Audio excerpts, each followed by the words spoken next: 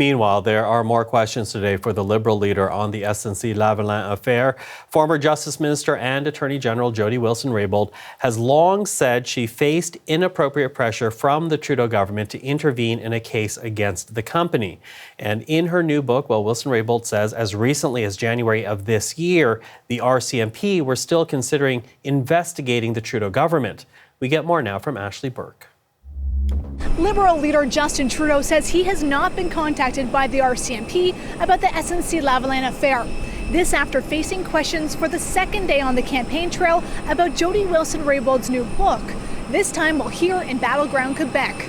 In her book, Wilson-Raybould alleges RCMP were considering in January whether to investigate the SNC-Lavalin affair, but didn't say how she knew that. She also wrote that police are still unable to access information about the case because the government hasn't waived all cabinet confidences. Now today, when I asked Trudeau about that, he said he didn't have information to share, but did say this. Over the past 2 years, we have seen parliamentary committees, we've seen